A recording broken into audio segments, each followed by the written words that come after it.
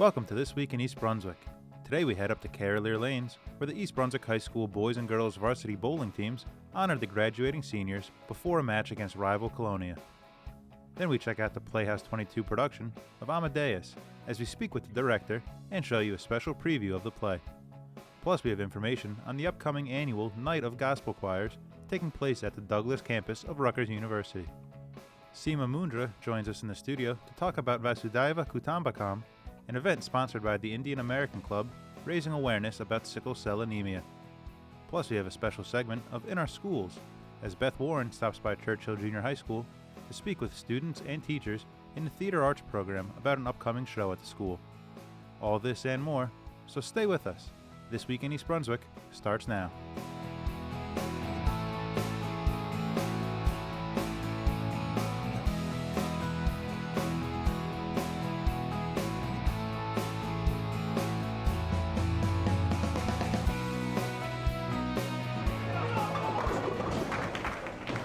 My name is Christian Azzo, and I'm here at Brunswick Carolier Lanes to support the boys and girls bowling team as they take on the Colonia Patriots for their senior day.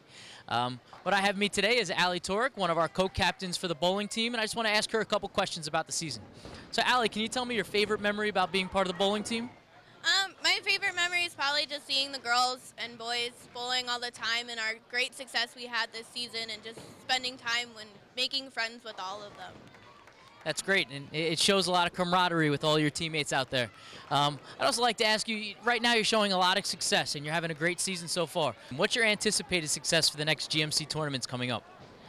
Definitely, I see us going all the way to the finals. The girls have pushed very hard this season. Well, thank you very much. Good luck today, and I wish you much success in your future.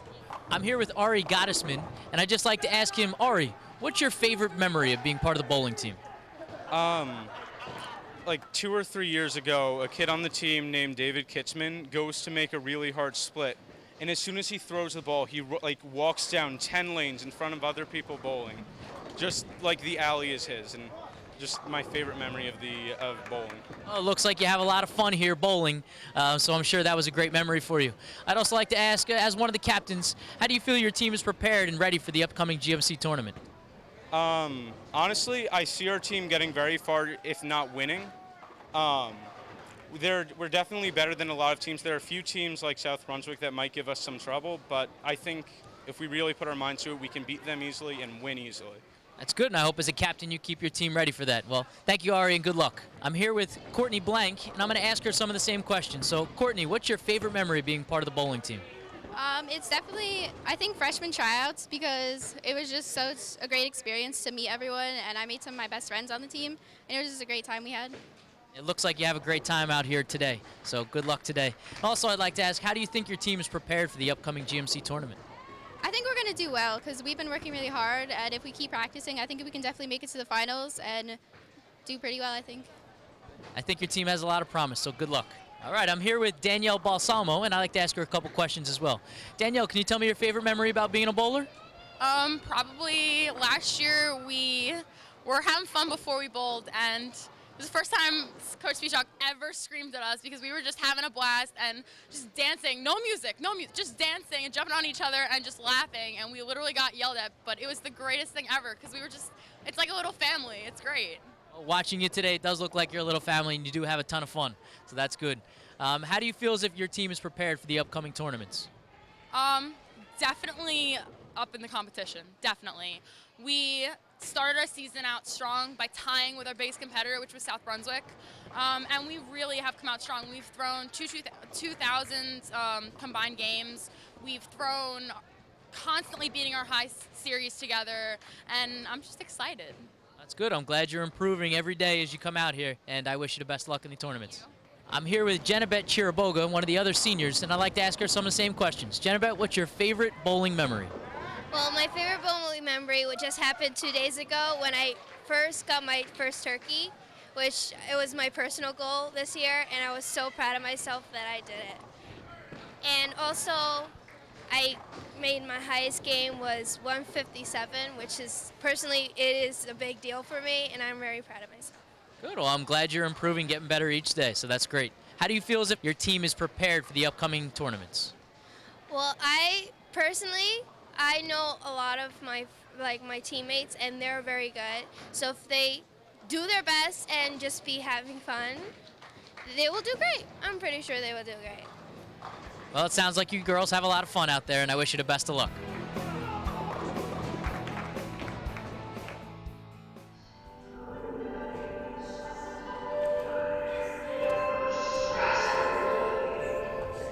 Hi, I'm John Herron. I'm the director of this show, Amadeus, that opens at Playhouse 22 on February 13th. So the show is basically about Antonio Salieri, who was a composer at the time, a real person. When Salieri died, before his death, he was not totally mentally clear at the time, and he muttered about being responsible for Mozart's death. That's the one actually true thing in this play. And now, gracious ladies, obliging gentlemen, I present to you, for one performance only, my last composition, entitled The Death of Mozart, or did I do it? So the play is built on the idea, what if that were true? What if Salieri, who was a mediocre composer at most, was really responsible for Mozart's death? Here is Antonio Salieri, who gave his life to God in the form of writing music.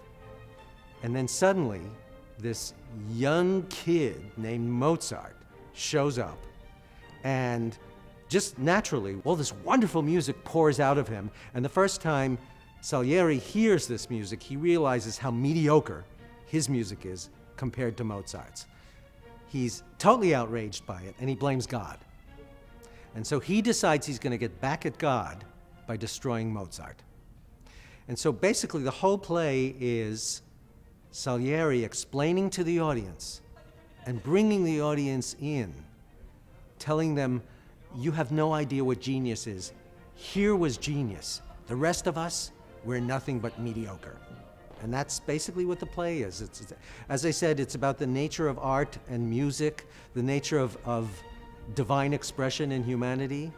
It's a wonderful, dramatic play, funny, serious. We took unremarkable men, usual officials, run-of-the-mill bishops, ordinary generals, statesmen, and wives, and we sacramentalized their mediocrity. We smoothed their noons with strings divised. We pierced their nights with chitarrini. We made processions for their strutting, serenades for their rutting, high horns for their hunting, and drums for their war. Trumpets blared as they entered the world, and trombones groaned as they left it. So it's really wonderful. You get a chance to hear the music in a different setting, and of course, you hear the best of Mozart. You know, in community theater, you find many different things. It's a wonderful hobby.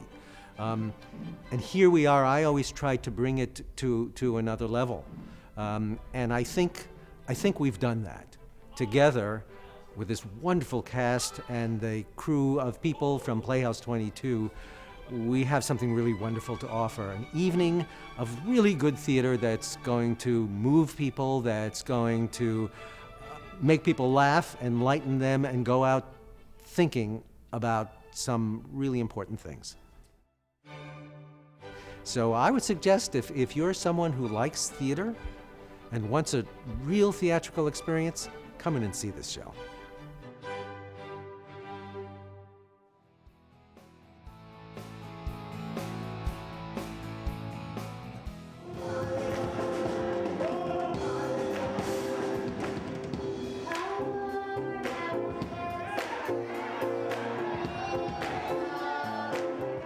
Hello, my name is Dr. Arthur Lewin. I'm a member of the Board of Trustees of the East Brunswick Public Library. I'm happy to announce that the American Studies Department of Rutgers University will present its annual concert called An Evening of Gospel Choirs at 7 p.m. on Saturday, February 28th at the Voorhees Chapel, hosted by Dr. Angus Gillespie. The chapel is located in the Douglas campus of Rutgers University in New Brunswick. Admission is free. This year's Big Gospel Show presents the choirs from 4 local, traditionally black churches in the greater New Brunswick area, along with the choir from a Latino Pentecostal church. This year's concert features the music of the late Andre Edward Crouch.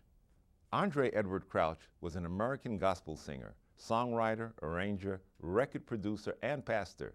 He was referred to as the father of modern gospel music by contemporary Christian and gospel music professionals. Crouch was known for his compositions, The Blood Will Never Lose Its Power, My Tribute, To God Be the Glory, Soon and Very Soon. In secular music, he was known for his collaborative work during the 1980s with Stevie Wonder, Elton John, and Quincy Jones. He also conducted choirs that sang on the Michael Jackson hit, Man in the Mirror, and Madonna's Like a Prayer. Crouch was noted for his talent of incorporating contemporary secular music styles into the gospel music he grew up with. His efforts in this area were what helped in paving the way for American contemporary Christian music during the 1960s and 1970s. I've been given the distinct honor to make some brief comments at this exciting, uplifting event. Won't you come out and join us 7 p.m. Saturday, February 28th at the Voorhees Chapel on the Douglas campus of Rutgers University in New Brunswick. See you then and there.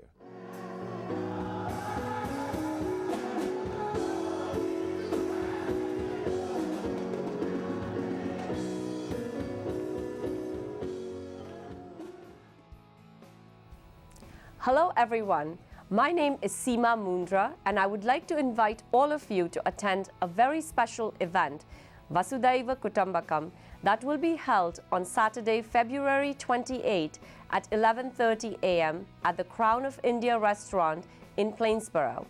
This event, featuring the Indian music group Jersey Rhythms, is being organized by the Indian American Club to raise awareness about sickle cell anemia that is prevalent in India. Vasudhaiva Kutumbakam, the Sanskrit phrase meaning the whole world is a family, is especially poignant because it encourages each one of us to think of ourselves as part of a global family. It inspires a commitment in each one of us to look out for the well-being of each family member, to support each other, and share knowledge and prosperity to build a strong family. I have with me in the studio Professor Ramesh Pandey, eminent scientist and researcher, the president of the GDP Ayurvedic University. He has worked tirelessly to find a medication for the management of sickle cell anemia. And Mr. Shatrughan Dawani, president of the Indian American Club, to tell us more about the upcoming event, Vasudhaiva Kutumbakam, on February 28th. Welcome to both of you. And before we tackle the question of sickle cell anemia, let me first ask you, Dr. Pandey, what is sickle cell anemia? Sickle cell is a blood disease. Normally the blood is like a donut, but when this disease is there, it goes into half moon sickling of the cell. And what causes this? The hemoglobin, there's an abnormality, is that what happens? This is a genetic disease. So when you have this, generally people die. If a man marries a lady which has a trait, and 1 in 4 kids will be a sickler, and generally they have this phenomena, the blood shortage of oxygen, and people don't survive. So that must make people really sick. And what are some of the symptoms of sickle cell anemia? It creates crisis, and the blood flow stops, and people die. So you can basically not cure it, but you can actually manage the pain or other symptoms connected with it. You are right. So you've done a lot of research in this area. Is there a medication for it? Yes. I brought the first treatment for sickle cell anemia in the world market. And what is this medication? It's a herbal medicine, 4 herbs in particular ratio mixed together, and I've taken it through FDA. And what is the name of this medication? Nicocin. I understand that this medication was used in Nigeria and it has helped a lot of people. And now, with the help of the Indian American Club, you are creating more awareness about this sickle cell anemia disease within India. Yes. So tell us a little bit about your Nigeria project and how did you manage to do that? once the Minister of Science and Technology was visiting United States to sign an agreement between Rutgers University and government of Nigeria. So they invited me. I established a state-of-the-art facility there, and in 2006 we launched the drug. The president of Nigeria was there, and it works fantastic. So this is actually worldwide, so, and you do have some success rate in how to help people manage this disease. I'm just curious. I know we're partnering with Indo-American Club to create awareness about this disease in India. So what is the ratio of people with this disease in India? Worldwide, it is about 40 to 50 million people are suffering, and India itself, in the certain part of India, more than 20-25 million people are suffering with disease, and there is no drug in the world market. And so that brings me to you, Mr. Dhawani. You are the president of the Indian American Club, and you have taken on this challenge of creating awareness about this, even within the Indian community in New Jersey, hopefully, and then take the step to also help Dr. Pandey create awareness in India. Tell us a little bit more about the Indian American Club and your mission. Yes, Indian American Club basically is a senior community. We living in Monroe, and it's a recently formed club, and we are planning to expand its scope. And our goal and the object is to promote diversity and unifying the communities by implementing different type of projects in the field of healthcare, education, art, and promoting culture. Very nice. So this kind of service project where it's creating awareness about an important genetic disorder which affects millions of people is something that your club has undertaken, and that's commendable. And you have an event planned for this. Tell us a little bit more about the event. Exactly. So we have planned out this event to gather people and generate and create an awareness about the sickle cell disease, which is basically a genetic disorder and is spread widely back home in India. So we are trying to contribute something back to society by supporting the Dr. Pandey, who has worked extensively in the field of sickle cell disease prevention and management. Wonderful. And so we have this wonderful event coming up. It's called Vasudhaiva Kutumbakam, right? Yes. And wonderful event. So I'm just going to say it one more time. We have a wonderful event coming up. It's called Vasudhaiva Kutumbakam. It is on February 28th at 11:30 a.m. at Crown of India restaurant in Plainsboro. And for tickets, you can go to Suleika.com. And of course, contact Indian American Club of Monroe for further information. And I'm really looking forward to this event. And we hope a lot of people will show up and take part in this service project and take the first step, I should say, in this service project. Thank you so much, Mr. Dhawani, for taking on this challenge. And thank you, Dr. Pandey, for inspiring us to take part in a service project like this. Really appreciate that. Thank you. Thank you so much.